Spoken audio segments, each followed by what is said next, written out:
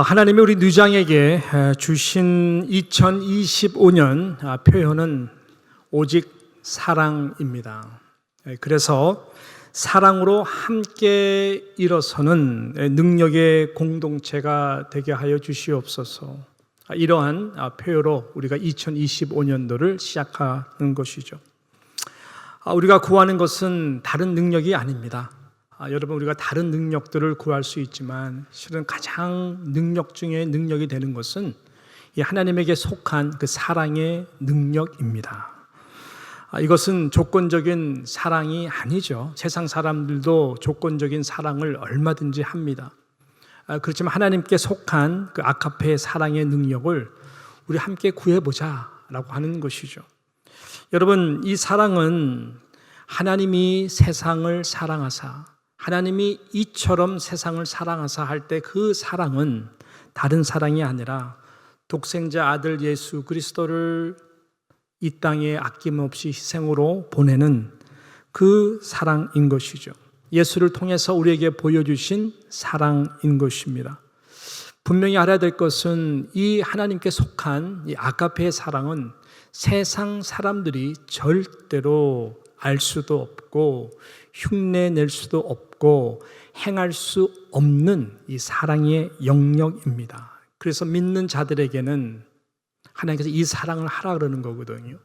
이 사랑은 그러므로 구별된 사랑이고요.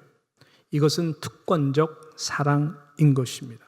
이렇게 사랑을 하면 하나님께는 최고의 영광이 되고 우리 이 땅에서는 우리는 하나님의 놀라운 능력을 하나됨을 경험하게 될 것입니다. 여러분, 오직 성령으로 거듭난 자만이 이 사랑을 할 수가 있습니다. 왜냐하면 사람은 못하기 때문에 그래요. 그렇지만 성령은 바로 그리스도의 영인데 성령으로 거듭난 사람들은 이 사랑으로 돌아오게 됩니다. 그래서 사랑의 열매가 되고 그 사랑이 능력이 되게 되는 것이죠. 여러분, 초대교회 성도들 또 초대교회의 성도들이 당했던 상황, 그들은 특별한 사람들이 아니죠. 저와 여러분과 동일한 사람들입니다. 기가 막힌 여러 핍박과 박해와 어려움들이 그들의 삶 가운데에 있었습니다. 여러분, 그럼에도 불구하고 초대교회와 물질 만능이 된 우상이 된 이 시대 가운데 교회된 성도들의 차이는 무엇이라고 생각하십니까? 여러 각도에서 그 차이를 말할 수가 있겠죠. 그러나 가장 분명한 차이는 다른 것이 아니라 이 사랑의 능력의 차이인 것입니다. 이 사랑의 능력의 차이. 그래서 이 사도행전 2장에 보게 되면은 여러분, 어떤 일이 일어납니까? 120문도가 이 약속하신 성령, 예수님께서 약속하신 성령을 믿고 기다리고 기도하는 가운데에 성령의 임재를 경험하게 되죠. 성령의 충만함을 저희들이 함께 경험하게 됩니다. 실은 교회가 그렇게 해서 태생된 거거든요. 그래서 저희들은 성령의 능력, 영으로 임한 것을 체험하게 되죠. 그러면서 놀라운 변화를 가져오게 되는데 그 변화는 다른 것이 아니라 나와 너에 대한 특별히 공동체라고 하는 의식의 구조가 완전히 바뀌게 된 것입니다. 이것이 굉장히 중요한 것이죠. 그렇게 교회가 태생된 거고 교회는 그래야 된다고 하는 것입니다. 이게 무슨 말일까요? 성령이 저들을 하나로 묶은 것입니다.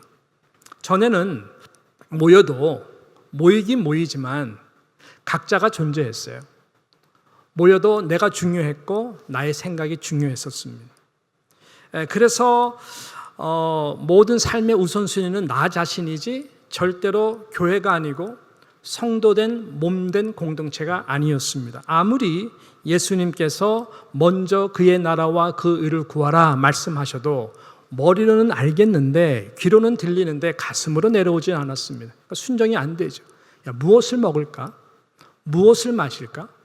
무엇을 입을까? 걱정하지 말라 해도 이게 안 돼요. 안 돼요. 이 모든 거 더해준다니까 해도 안 됩니다. 왜요? 그 안에 알아도 지킬 수 있는 능력이 없었기 때문에 그런 것입니다. 당연하죠. 성령이 없었기 때문에 그런 것입니다. 그래서 내가 존재하는 것이지 내가 공동체를 위해서 존재한다고 생각하지는 않습니다. 주님의 몸이라도 내가 중요하지 공동체가 중요해서 나를 위해서 교회가 존재해야지 절대로 내가 교회를 위해서 존재한다고 생각하지 않았었습니다. 근데 성령이 오니까 이것이 완전히 바뀌어버렸어요. 그래서 성령이 하나 되게 했고 성령이 하나 되게 한 것을 지키는 주님의 몸된 공동체가 된 것이죠. 예를 든다면은 저는 이제 그 쌀들과 같은 존재였었다. 그 전에는 쌀 알들이 하나하나 있지 않습니까? 밥이 되기 전에는 쌀 알들은 물에서 솟아 있지만은 다 하나하나 존재를 해요. 만져도 하나하나 존재해요. 실은 아무 쓸모가 없습니다. 생명의 양식이 될 수가 없습니다. 그런데 거기서 손 밑에서 불을 떼면은 점점 이 쌀이 밥으로 변해져요. 잘 익은 다음에 뚜껑을 열게 되면은 이것은 한 톨 한 톨 존재가 아니라 함께 존재하는, 그래서 우리의 살이 되고 피가 되는 생명의 양식이 되는 것처럼 바로 성령이 그 역할을 한 것입니다. 성령이 불과 같이 임하게 되니까 개인주의였던 저들의 존재가 이제는 성령 안에서 놀랍게 서로를 위해서 하나가 되는 그러한 은혜를 경험하게 된 것입니다. 이러한 변화 가운데에 등장한 말씀들이 사도행전 2장 44절부터의 내용의 말씀인 것이죠. 자, 우리 한번 어떻게 말씀하나 볼까요? 제가 읽겠습니다. 믿는 사람이 다 함께 있어 어떻게 되죠? 모든 물건을 서로 통용하고, 이게 바뀐 거예요. 이 45절, 또 재산과 소유를 어떻게 했어요? 팔았어요. 각 사람의 필요를 따라 나눠주며 날마다 마음을 같이하여 성전에 모이기를 힘쓰고 또 집에서 떡을 떼며 기쁨과 순전한 마음으로 음식을 먹고 47절 하나님을 찬미하며 또 온 백성에게 친송을 받으니 주께서 그 결과 구원받는 사람을 어떻게 했어요? 날마다 더하게 하시니라 라고 말씀했어요. 이것은 말씀에 기록된 사건이니까 지금 나와 이 시대와 아니죠. 이것이 교회예요. 이것이 성령께서 하시는 사랑의 열매고 성령께서 하시는 이 사랑의 능력인 것입니다. 그래야 교회가 하늘의 뜻과 영광을 위해서 비상할 수가 있는 것입니다. 이 사랑이 능력이 될 때에 우리는 rise up, 일어날 수 있는 것이고 ascend, 비상할 수 있는 여러분 능력의 공동체가 되는 것입니다. 믿으시기를 진심으로 축복합니다. 성령이 그래서 중요한 것이. 비익조라고 하는 이 전설적인 새에 대해서 들어보신 적 있으십니까? 비익조. 중국 서사시에 등장하는 새의 이름이기도 하고 특별히 동아시아권에서는 노래 가사라든지 그 다음에 어떤 문헌 속에 보게 되면은 이 비익조라고 하는 새가 등장을 합니다. 인사이트가 있어요. 이 비익조라고 하는 이 새는 굉장히 슬픈 새입니다. 왜 슬픈 새인가? 나를 수가 없는 새이기 때문에 그래요. 그렇게 태어났어요. 이 비익조라고 하는 새는 태어날 때부터 한쪽 눈밖에 없어요. 그리고 이 비익조라고 새는 날개가 있지만 한쪽밖에 없어요. 그래서 아무리 날고 싶어도 날 수 없는 그런 연약한 존재로 태어난 새이기 때문에 너무나 슬픈 새로 묘사가 됩니다. 그런데 왜 이 비익조가 많은 사람 감동을 주냐면은 시와 노래 속에서 이 비익조 새가 나를 수 있는 유일한 길이 있다라고 하는 것입니다. 나를 수 있는 유일한 그 방법을 만나는 것이 너무나 감동이 되기 때문에 많은 사람들이 이 노래를 하는 것입니다. 그 무엇이냐면 다른 것이 아니라 이 비익조 새를 있는 그대로 마음을 다 해서 사랑하는 새를 만나는 것입니다. 그래서 당신이 갖고 있는 이 두 날개와 두 눈으로 이 연약한 비익새와 함께 하면서 나르고 싶어? 같이 맞추어서 날라주는 거예요. 더 높이 올라가 세상 보고 싶어? 같이 올라가서 세상을 보는 것입니다. 그래서 많은 사람들에게 이 감동을 주는 것이죠. 그래서 이 부부와의 어떤 그 세미나에서도 이 비익조세가 등장하는 이유가 그런 거예요. 서로 맞춰가는 거거든요. 맞춰서 사랑으로 하나가 될 때에 여러분 부부가 하나가 되고 그 다음에 그 가정이 더 좋아지는 것처럼 교회가 그렇거든요. 저도 그렇고 여러분들도 그렇고 완전한 사람이 어디 있습니까? 내 입장에서만 생각하면 상처받지 않을 사람이 누가 있겠고, 섭섭하지 않을 사람이 누가 있겠고, 시험받지 않을 사람이 누가 있겠고, 실족하지 않을 사람이 누가 있겠냐고요. 그러니까 못 나르는 거죠.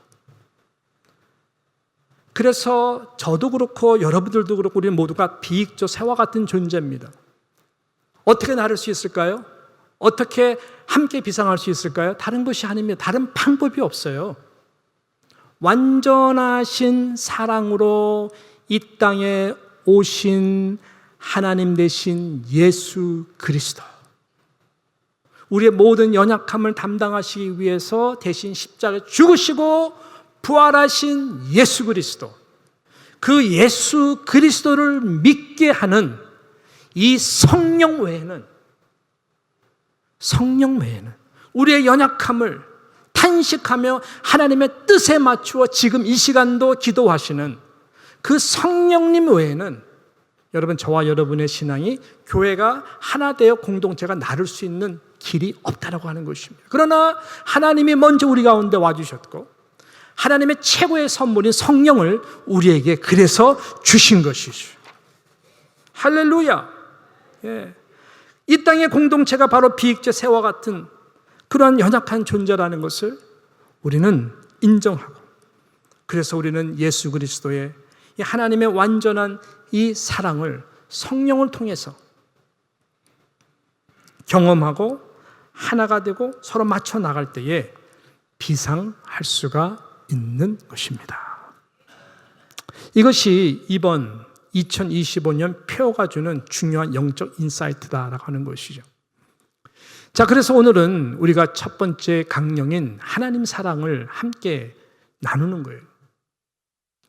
비익조 같은 우리의 인생 가운데 비익조같이 연약한 이 모순투성인 목사와 우리 장로님들, 우리 모든 중직자들, 우리 한 성도들, 그러나 완전한 사랑으로 오신 그 예수 그리스도, 하나님 최고인 선물 되신 성령, 그래서 하나님 사랑, 이것이 우리에게 중요한 첫 단추이고 첫 주제가 되는 것입니다. 오늘 본문 말씀으로 들어가서 그 사랑의 중요성과 그 사랑이 왜 최고의 하나님의 그 계명이 되고 능력이 되는지를 바로 예수님이 우리들에게 지금 증거하고 있는 것입니다. 그래서 이 말씀은 너무너무 중요한 거예요. 오늘 말씀을 보게 되면은 하나님을 믿는다고 생각하는 이 종교 지도자의 부류와 또 하나님이시고 사랑 그 자체이신 예수님과의 이 두 주류의 이 모습을 우리는 보게 됩니다. 하나는 성령이 없는 존재예요. 종교 생활만 하는 자. 똑같은 구약의 말씀, 하나님 믿는다고 그러지만 예수님 볼 때는 성령이 없어. 그러한 사두개인들, 바리새인들이 나오고요. 다른 한 그룹은 당연히 하나님을 알되 하나님이시고 성부 하나님, 성령 하나님과 사랑으로 하나가 되신 그 사랑의 능력으로 살아가시는 바로 예수 그리스도인 것이죠. 이 종교 지도자들은 성령 없이 구약 말씀을 너무너무 잘 알았어요. 그리고 구약 말씀을 율법으로 구체적으로 만들어서 지켜나가는 것이 신앙의 최고라고 생각을 했어요. 그래서 이 말씀을 통달하는 이 율법자, 말씀을 너무너무 잘 아는 율법자가 예수님을 시험하기 위하여 물어봅니다. 오늘 내용이 그렇죠. 당신이 가장 소중하게 여기고 법법하고 있는데 그 예수 그리스도를 궁지에 몰아넣기 위해서 물어보는 것입니다. 왜냐하면 저들이 볼 때에는 예수가 랍비와 같이 하나님의 말씀을 너무너무 잘 알고 하는데 말씀을 중요하게 생각하는 저들 생각할 중요한 부분에서 안식일도 그렇고 너무나 안 지키는 거예요. 그래서 화가 나는 거예요. 시험 받고 실족하고 있는 거예요. 그런 상태의 마음이기 때문에 선생님, 율법 중에서 어느 계명이 가장 큽니까? 라고 지금 물어보는 거예요. 배우고 싶고 알고 싶어서 물어보는 것이 아닙니다. 시험하기 위해서 지금 화가 나 있기 때문에 시험 들어서 물어보는 거예요. 말씀드린 대로 당시 저들은 율법을 적어도 613개 조항으로 쪼개어서 지키려고 했습니다. 또 이것이 저희들 신앙이 가장 중요한 거라고 생각을 했었죠. 좀 더 구체적으로 말씀드린다면 그 중에 248개의 조항과 365개의 조항으로 나누었었습니다. 나누면 다른 것이 아니라 360조항도 중요하지만 365개의 율법 조항보다 더 중요한 조항이 바로 248개의 조항이다. 그러면서 248개에서도 무엇이 더 중요한지를 계속 디베이트하고 서로 계속 의논하면서 그 조항들에 대해서 무엇이 가장 중요한가.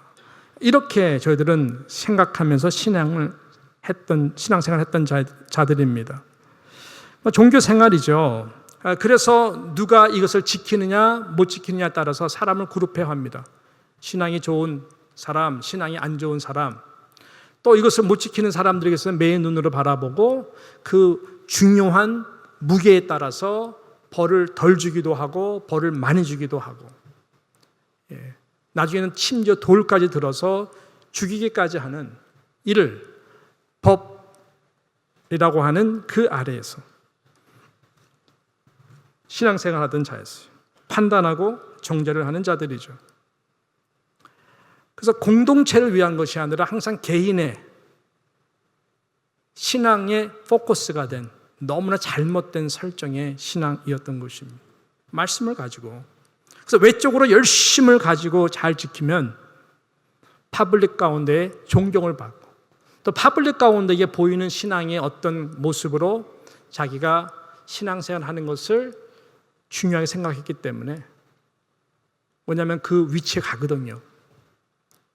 그러니까 예수님은 회칠한 무덤들아, 회칠한 무덤들아, 이렇게 얘기를 한 것이죠. 예수님의 대답은 너무나 분명했습니다. 진리였습니다. 그리고 영적 권위가 그 가운데 있었습니다. 자, 37절부터 보게 되면은 이러한 저희들 모티브 가운데에 한 질문에 대해서 예수님께서 이렇게 말씀을 하십니다. 예수께서 이르시되 뭐라 그래요? 내 마음을 다하고 목숨을 다하고 뜻을 다하여 주 너의 하나님을 사랑하라 하셨으니 이것이 크고 첫째 되는 계명이요 둘째도 그와 같으니 내 이웃을 내 자신같이 사랑하라 하셨으니 이 두 계명이 온 율법과 선지자의 뭐라고요? 강령이라 라고 말씀했어요. 저희도 하나님 사랑, 5대 사랑 강령 중에서 하나님 사랑이 먼저예요. 그래서 그 다음에 마지막은 장님이 기도하신 것처럼 영혼 사랑, 이웃 사랑인 것입니다. 그리고 그 사이에 우리는 교회 사랑, 다음 세대 사랑, 서로 사랑, 그 다음에 영혼 사랑으로 이어지는 것이죠. 강령입니다. 예수님의 답은 다른 것이 아니라 영원하도록 하는 생명이 진리의 말씀이고 이것이 신앙의 유일한 가장 귀하고 큰 길이다, 도다 말씀하시는 거예요. 영어로 표현한다면 the first and the foremost 이런 표현이 적절한 것 같습니다. 첫째가 되는 것이고 첫째일 뿐만 아니라 실은 이것이 foremost 모든 것이다. 그것을 지금 말씀하는 거예요. 그래서 바로 그것이 하나님을 사랑하는 것이다. 이것이 첫째고 모든 것이다 라고 하는 말씀을 하는 것이죠. 자, 그렇기 때문에 하나님 사랑을 놓쳐버리면 613개 조항을 아무리 지키려고 신앙생활해도 그것은 결국 율법주의의 신앙이고 영생을 이끄는 참 신앙이 아니다. 그것을 말씀하시고 계시는 것입니다.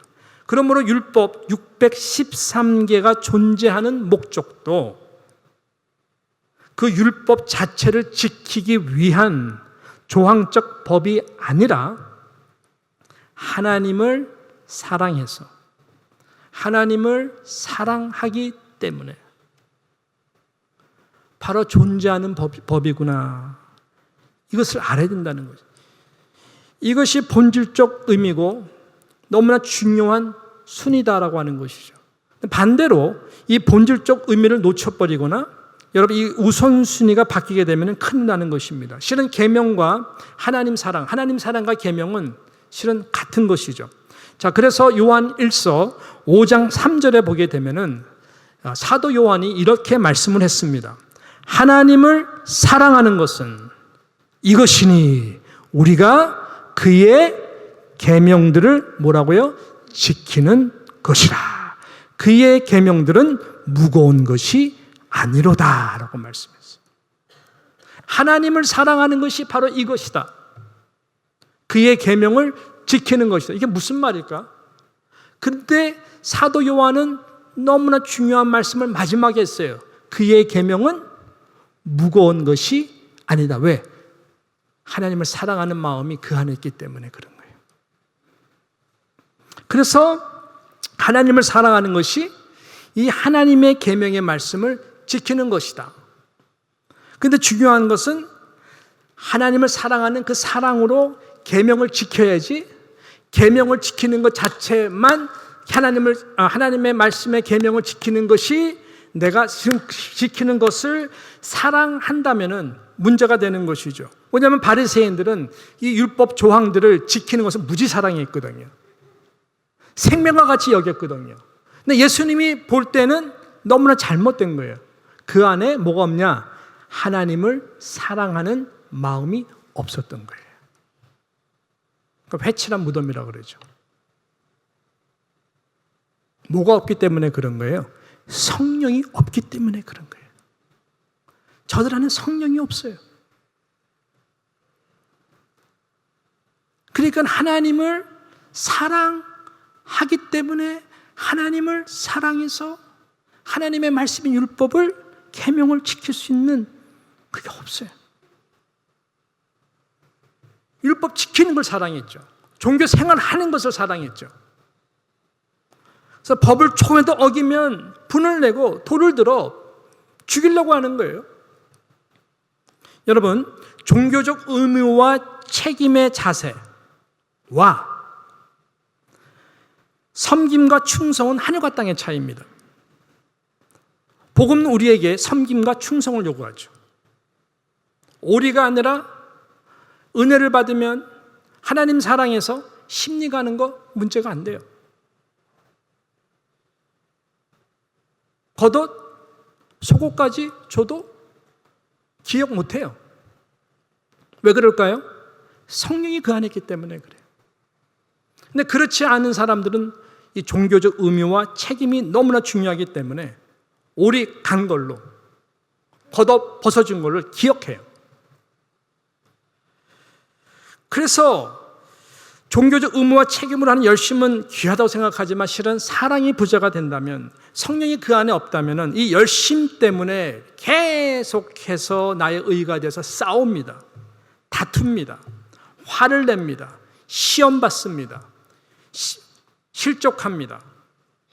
그래서 내가 오히려 맡은 일 때문에 더 큰 시험이 되어서 신앙의 자리에서 떠나게 되죠. 교회를 옮깁니다. 자, 교회를 옮겨서 다른 교회 가서 맨 처음에는 좋겠죠. 신앙생활 해보면 어떨까요? 똑같아요. 저는 잘 되는 케이스 별로 못 봤어요. 아니, 거의 못 본 것 같은데요. 뭐가 문제예요? 아, 그 교회가 문제입니까? 그 교회도? 또 옮겼어요. 또 문제예요. 그럼 그 교회가 문제입니까? 아, 뭐가 문제예요? 뭐가 문제예요? 뭐가 문제예요?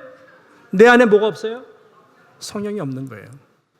그 사람은 어디 가도 똑같습니다. 계속해서 시험 받는 일밖에 없어요. 그래서 화가 나 있어요. 근데 말씀은 너무너무 많이 알아. 근데 실은 말씀대로 살 수 있는 능력이 없어요.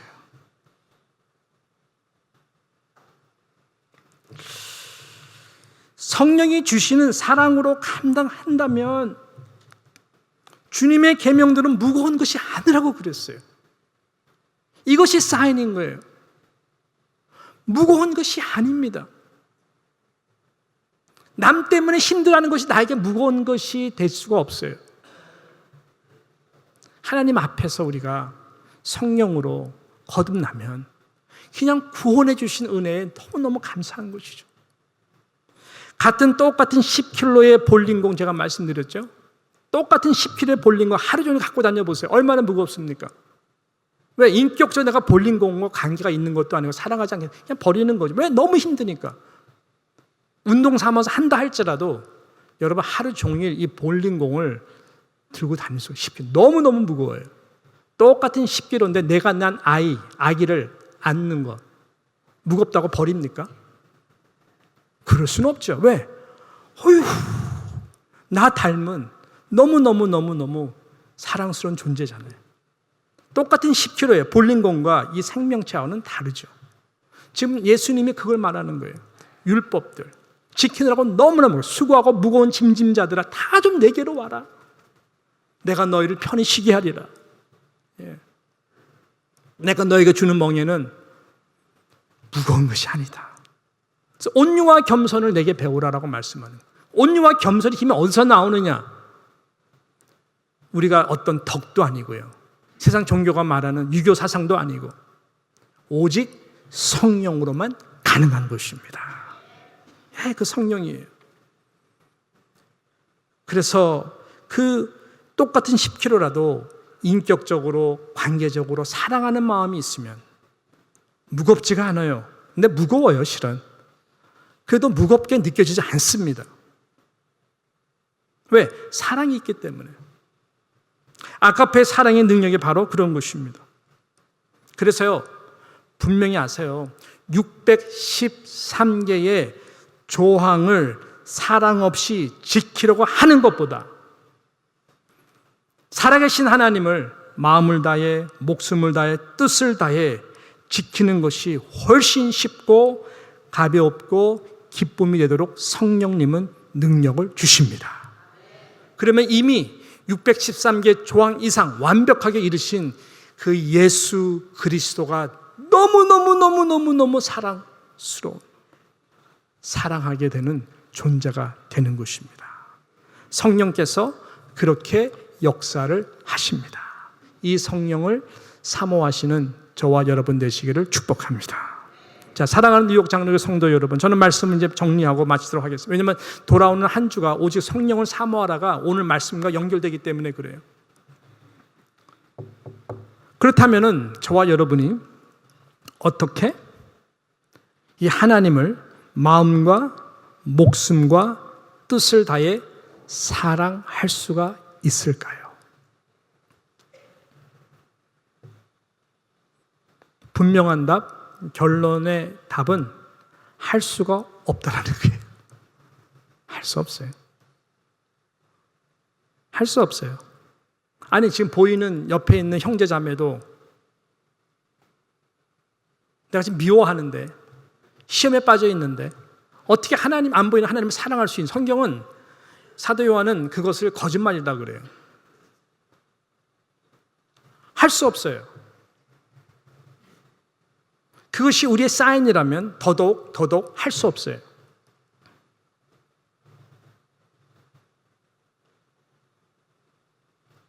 그럼 뭐야?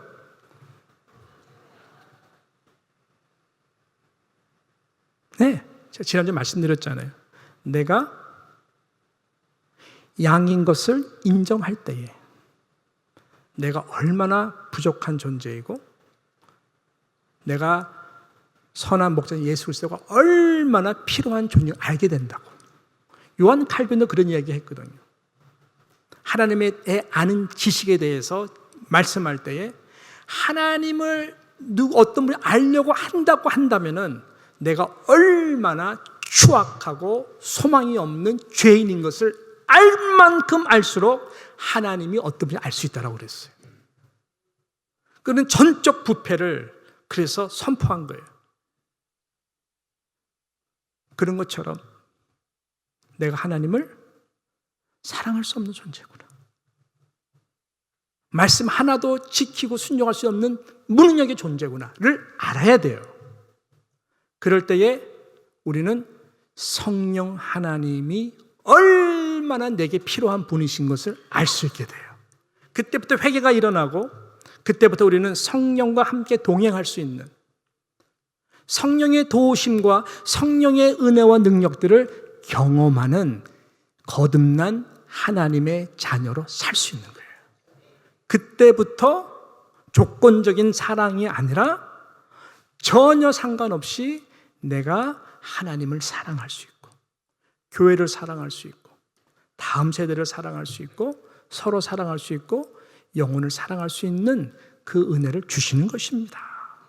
이 첫 단추를 바로 써야 되는 것이죠. 그래야 사도행전 2장에 나오는 내가 공동체에 속했구나. 교회가 나를 위해서 뭐를 할 수 있는 것이지 이것이 아니에요. 이건 되게 소비자적인 너무나 잘못된 신앙이에요. 내가 교회를 위해서 무엇을 할 수 있을까? 이것이 성령이 주는 마음이에요. 그래야 시험이 없습니다. 제가 이제 하나만 예화 드리고 말씀하실 텐데 아내와 결혼해서 이제 같이 살면서 아내는 그때 그 세르토스라고 하는 지역의 ABC 디스트릭 좋은 교육 디스트릭에서 이제 정식 초등학교 교사가 돼서 일을 하기 시작했습니다. 티처스 크리덴셜 따고 그래서 좋은 이제 초등학교에서 애들 가르치는 일을 했는데 보니까는 그 메디컬 베네핏이 너무 좋더라고요. 제가 남편이 되어서 아내 때문에 얻게 된. 그래서 보니까 베네핏이 너무 풀 베네핏이에요. 뭐 병원 당연하고요. 여러 메디컬 받는 것처럼 뭐 보니까는 이도 근데 이가 좋았으니까는 치과도 갈 수 있고 완전 다 거의 무료. 그래서 보니까는 내가 아파야 되고 뭐 이빨이 빠져야 되는데 그런 건 상관이 없으니까. 근데 보니까 내가 얻을 수 있는 게 뭘까 봤더니 다 무료니까요. 보니까 안경을 이제 맞출 수 있다는 거 시력 테스트. 근데 제가 눈이 좋거든요. 1.2, 1.5. 난 내 눈이 아무 문제가 없는데, 근데 보니까 조항 보니까 선글라스도 해준다. 그래서 선글라스는 너무나 이렇게 안 좋은 거 쓰니까는 그래서 이제 선글라스 좋은 걸로 해야 되겠다. 해서 그냥 가서 안과 가가지고 의사한테 이 체크를 했어요. 처음으로 가서 체크했습니다. 저는 1.2, 1.5 너무 좋다고 생각했어요. 아무 문제가 없다. 봤더니 의사가 다 너 눈 뭐 오케이 시력 괜찮은데 문제가 있다 그래서 무슨 문제예요? 나보고 난시라는 거예요. 당신 난시입니다. 난시가 뭡니까? 얘기를 하는 거죠. 가까운 거는 잘 볼 수 있는데 멀리 있는 거는 블러리하게 보인다는 거예요. 그래서 가지가 한 개인데 2개로 보일 수도 있고 그런 거예요. 불편함 없이 살았는데 그래서 뭐 좀 어리벙벙했어요. 그 가운데에 이제 2, 3주 기다리니까는 이제 안경이 이제 선글라스 안경이 이제 다 맞춰져서 도착했다. 그래서 픽업하러 갔어요. 써야 될 거 아닙니까? 썼어요. 근데 캘리포니아 날씨가 좋거든요. 너무나 이게 아주 그냥 너무 날씨가 좋고 클리어해 보이는 거예요. 그래서 저는 그냥 안경이 좋아서 선글라스가 잘 보이나 생각했거든요. 딱 봤더니 잘 보여요. 집에 와서 안경을 벗었어요. 안경을 벗었더니 왜 이렇게 눈이 찌뿌둥해요? 처음으로 그걸 느낀 거예요. 왜 이렇게 눈이 찌뿌둥할까? 저는 그 눈을 계속 비볐어요. 봐도 또 찌뿌둥해요. 이게 뭐지? 다시 안경을 썼더니 깨끗하게 보여요. 벗었더니 찌뿌둥해요. 그때 제가 처음으로 깨달았어요. 뭘 깨달았느냐? 내 눈에 문제가 있구나. 인정하게 된 거예요. 그래서 그 렌즈가, 그 안경이 저에게 준 선물은 너 눈 문제 없다고 자만했었지? 아니야. 너 난시 있어. 그래서 그 안경으로 볼 때랑 그냥 볼 때는 차이가 분명히 있는 것을 경험을 한 것이죠. 이것이 성령의 역사인 것입니다. 성령은 우리들에게 이런 렌즈를 줘요. 전에는 바깥의 문제들만 봤어요. 율법적인 마인드이기 때문에 그래요. 성령이 없어서 그런 거예요. 근데 성령이 우리 가운데 오게 되면 그리스도 영이 오고 그것이 어떤 렌즈로 바뀌게 되냐면은 여러분 허물을 덮을 수 있는. 그리고 중요한 것은 남이 아니라 나의 깊은 곳에 있는 이 죄악된 것들, 세상을 향한 욕심들, 모든 것이 내가 중요하고 나의 잘못된 의에 하나님 볼 때는 너무나 회칠한 무덤과 같은 모습들을 다 성령께서 보게 해주세요. 전에는 그냥 때 묻은 것도 잘 몰랐는데 깨끗한 회개한 10년 가운데는 신부같이 돼서 조그만 것만 뭐만 묻어도 괴로워요. 회개하지 않고서는 괴로워요. 이런 분이 막혀 있으면 하나님 예배가 방해가 되고 그래서 괴로워요. 회개하지 않으면 돼요. 회개하지 않으면 안 되는 마음을 주세요. 성령께서 그 역할을 하시는 것입니다. 여러분 보세요. 고린도전서 2장 9절 10절에 이렇게 말씀하지 않습니까? 이렇게 같이 함께 읽어보겠습니다. 기록된 바 하나님이 자기를 사랑하는 자들을 위하여 예비하신 모든 것은 눈으로 보지 못하고 귀로 듣지 못하고 사람의 마음으로 생각하지도 못하였다 함과 같으니라. 오직 하나님이 성령으로 이것을 우리에게 보이셨으니 성령은 모든 것 곧 하나님의 깊은 것까지도 어떻게 한다고요? 누가 하나님의 깊은 마음을 알 수 있겠습니까? 누가 하나님의 깊은 그 뜻을 알 수 있겠습니까? 사람은 몰라요. 하지만 성령님은 그 하나님의 깊은 곳까지도 통달하시고 아시는 분이세요. 그 성령이 우리 가운데 거하시게 되면은 그 렌즈로 나를 보게 하세요.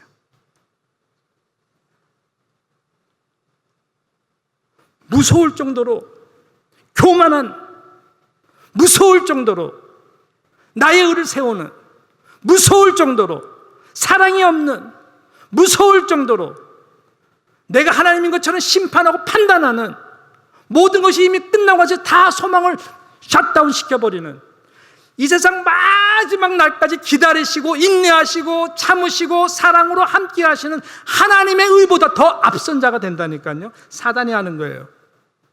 성령이 있는 자들은 그렇게 할 수가 없어요. 왜? 이것은 하나님의 마음이 아니기 때문에 그래요. 이것은 예수님이 십자가에서 죽으신 사랑이 아니기 때문에 그런 것이죠. 저도 그렇고 여러분, 우리에게 필요한 것은 뭡니까? 오직 성령의 은혜를 체험하는 것이고 오직 성령으로 충만하게 되는 것 외에는 다른 길이 없다라는 거예요. 여러분, 이것이 너무나 귀한 능력입니다. 하나님의 놀라운 선물입니다. 저에게도 이 은혜가 필요해. 아니면 볼링공같이 저 사람 소망 없어. 이 세상에 이런 못된 목사가 어디 있겠어요? 꿈도 올라온다니까요. 그럴 때마다 하나님께서 십자가로 가게 해주시고 벌레만도 못한 내 자신을 바라보게 해주시고, 그래서 하나님, 마음을 다하고 목숨을 다하고 뜻을 다해 사랑할 수 있는 은혜를 주십시오. 성령의 은혜와 도움 없이는 할 수가 없다라고 하는 고백을 하도록 한다면 그 사람은 소망이 있는 거겠죠. 여러분들도 그래요. 그래서 우리 모두는 돌아오는 한 주 동안에 오직 성령을 사모하라. 성령으로 거듭나셔야 돼요. 성령으로 회개하셔야 돼요. 성령으로 다시 한번 새롭게 되지 않으면 위험해요. 위험해요. 네. 그래서 우리 모두가 어린아이와 같이 정말 하나님, 성령님 은혜 주십시오. 성령님 나를 새롭게 하여 주시옵소서. 이런 마음으로 함께 나아가서 내가 할 수 없는 것, 하나님 사랑, 예수님 사랑, 성령님 사랑하고 사모할 수 있는, 그러므로 올 한 해 더욱더 우리가 교회를 사랑하고 다음 세대를 세우고 무엇보다 서로 사랑하고 우리 영혼들을 사랑할 수 있는 그 은혜와 마음을 하나님께서 우리 모두에게 성령 가운데 부어주시기를 주님의 이름으로 축복합니다. 그렇게 될 때에 하나님 사랑할 수가 있는 것이죠. 예배가 달라질 것입니다. 여러분의 개인의 예배가 달라질 것입니다. 주위에 보는 모든 렌즈가 달라질 것입니다. 그래서 마지막 유명한 이야기, 종교개혁 시대에 어느 한 자가 성자에게 물어봤다고 그러죠. 새롭다, 새롭게 된다는 뜻이 무엇입니까? 그 성자는 내 눈에 보이는 모든 사람들이 예수 그리스도를 통해서 사랑의 대상으로 보이는 것이 내가 새로워졌다라고 하는 뜻이다라고 하는 것이죠. 우리가 예수 그리스도 안에 성령을 거듭나게 되면 보라, 예수 그리스도 안에서 새로운 피조물이 된 것을 경험하게 될 것입니다. 여러분, 이 성령의 터치가, 이 성령의 은혜가 저와 여러분 가운데 임하기를 주님의 이름으로 축원합니다.